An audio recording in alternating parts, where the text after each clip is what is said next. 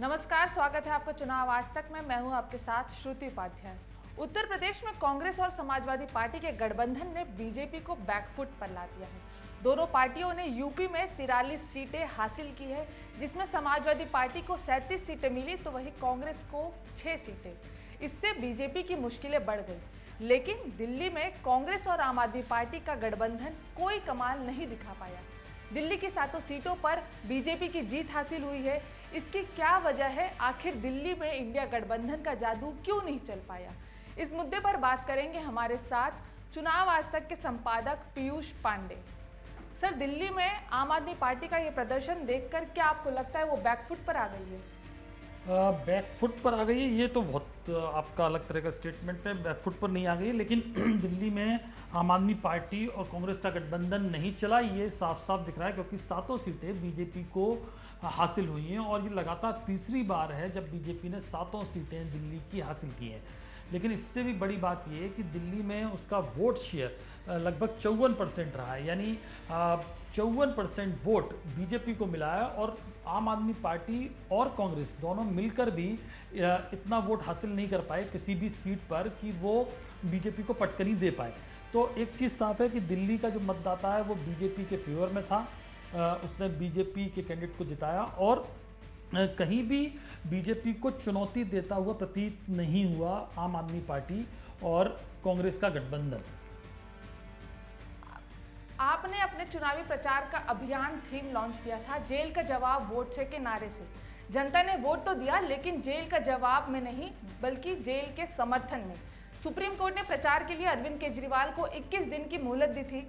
तो मेरा सवाल आपसे ये है कि आपको सुप्रीम कोर्ट से मिली इस मोहलत का क्या फायदा हुआ? नहीं, अब ये आपको मिली मोहलत तो हो सकता है अगर अरविंद केजरीवाल जेल से बाहर नहीं आते तो इससे भी कम वोट हासिल होता। ऐसा नहीं है कि आम आदमी पार्टी और कांग्रेस के गठबंधन ने बिल्कुल ही कहीं चैलेंज नहीं किया। आप ऐसा नहीं कह सकते। अगर 2019 के मुकाबले आप देखेंगे तो बीजेपी को 56% वोट मिला था, इस बार 54% वोट मिला है। बीजेपी को 2% वोट कम मिला है। तो बीजेपी को एक लिहाज से 2% वोट का डेंट लगा है, 2% वोट का नुकसान हुआ है। लेकिन चूंकि वोट प्रतिशत इतना अधिक है, 54% वोट इतना ज़्यादा है, हर सीट पर 50 से ज़्यादा फीसदी वोट बीजेपी को मिला है। अब आप अगर सिर्फ आंकड़ों में देखें तो नॉर्थ वेस्ट दिल्ली की जो सीट है उस पर बीजेपी को 58% से ज़्यादा वोट मिला। चांदनी चौक पर 93% से 53% से ज़्यादा वोट मिला। वेस्ट सीट पर पश्चिमी दिल्ली पर 55% वोट मिला। नॉर्थ ईस्ट पर 53%, न्यू दिल्ली पर 53%, साउथ दिल्ली पर 53% और ईस्ट दिल्ली में बीजेपी को 52.59% वोट मिला। तो इसका मतलब यह है कि हर सीट पर 50% से ज़्यादा वोट बीजेपी को मिला। और इसका मतलब ये है कि और अगर हम पूरे ओवरऑल देखें तो कांग्रेस को 18% वोट मिला, 18.91%, और आपको 24.17% वोट मिला है। यानी दोनों पार्टियां मिलकर भी इतनी प्रभावी नहीं हो पाई कि बीजेपी को हरा पाती। लेकिन बीजेपी का वोट शेयर 2% घटा है। इसके अलावा आम आदमी पार्टी और कांग्रेस के संग एक दिक्कत ये हुई कि आम आदमी पार्टी और कांग्रेस का वोट शेयर, जो वोट ट्रांसफ़र होना था, वो उस तरह से नहीं हो पाया। उसकी कई सारी वजह आप कह सकते हो। एक तो वजह ये कि कई सारी जगह ये मैसेज ही नहीं जा पाया कि दिल्ली में जब आम आदमी पार्टी और कांग्रेस इतनी विरोधी पार्टियां एक दूसरे के खिलाफ चुनाव लड़ती हैं विधानसभा के चुनावों में, तो वो आखिरकार मिल कैसे गई और बीजेपी उनका दुश्मन कैसे हो गई। तो ये बात कई सारी जगह कम्युनिकेट नहीं हो पाई। लेकिन अच्छी बात यह है आम आदमी पार्टी और कांग्रेस के नज़रिए से कि उनका एक जो वोट बैंक है, जो निचले तबके का है, जो मुस्लिम वोट बैंक है, वो कंसोलिडेटेड रहा, वो एकजुट रहा और वो वोट इधर उधर छिटका नहीं, वो बटा नहीं। इसके अलावा कुछ कैंडिडेट के चयन में भी दिक्कत हुई। आपने देखा होगा कि कन्हैया कुमार को लेकर, उदित राज को लेकर जिस तरह का विरोध प्रदर्शन हुआ कांग्रेस के भीतर। उदित राज को लेकर तो दिल्ली के एक वरिष्ठ नेता ने पार्टी छोड़ दी। लवली जो दिल्ली प्रदेश कांग्रेस के अध्यक्ष थे वो पार्टी छोड़कर बीजेपी में आ गए और ये सब आखिरी वक्त में हुआ। तो कांग्रेस उस तरह से एकजुट नहीं दिखी। संगठन के कार्यकर्ता चुनाव के दौरान आम आदमी पार्टी और कांग्रेस को मतलब सपोर्ट उस तरह से नहीं करते दिखे, जिसका नुकसान मेरे ख्याल से हुआ। और जो आपका सवाल था कि केजरीवाल ने जेल से बाहर आ गए, तो जेल से में अंदर रहते तो शायद नुकसान और ज़्यादा भी हो सकता था। ये हाइपोथेटिकल सवाल है।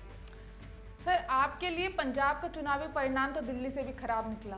पंजाब में आप सत्ता में भी है, फिर भी 11 सीटें कांग्रेस ने हासिल कर वो नंबर 1 की पार्टी बन गई पंजाब में, और आप सिर्फ 3 सीटों पर सिमट कर रह गए। इस पे आप क्या कहेंगे? पंजाब दिल्ली से अलग स्टेट है। पंजाब में वो समीकरण नहीं है जो दिल्ली में है। आम आदमी पार्टी और कांग्रेस अगर मिल के चुनाव लड़ती तो वहाँ अलग रिजल्ट आ सकता था। वहाँ कांग्रेस मजबूत स्थिति में है और आम आदमी पार्टी भी एक प्रतिद्वंदी थी।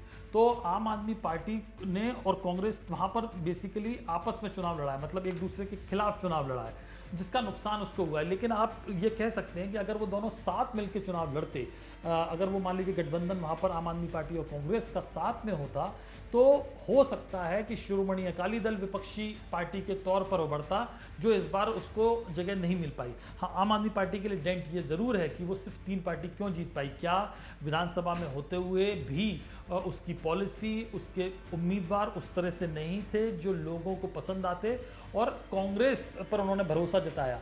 तो इसकी एक वजह ये भी है कि कांग्रेस वो पंजाब में शायद ये सेंटीमेंट भी है कि बीजेपी की मुख्य विरोधी पार्टी कांग्रेस है। एक तो ये बात है। दूसरी बात ये कि आम आदमी पार्टी ने जो 2 साल में काम किया उसको लेकर भी एक सेंटीमेंट है जो अभी उनको उतना पसंद नहीं है या उतने खुश नहीं है। और तीसरा ये कि कांग्रेस की जड़ें आम आदमी पार्टी में बहुत पुरानी हैं, और कांग्रेस की जड़ें पंजाब में बहुत पुरानी हैं, बहुत गहरी हैं। तो उसको फ़ायदा मिला है, मतलब वो गांव-गांव तक कांग्रेस की पहुंच है पंजाब में। चलिए, फिलहाल मेरे साथ बस इतना ही। चुनाव आज तक पर बने रहने के लिए चुनाव आज तक को सब्सक्राइब करें और साथ ही इस वीडियो को लाइक करना ना भूलें।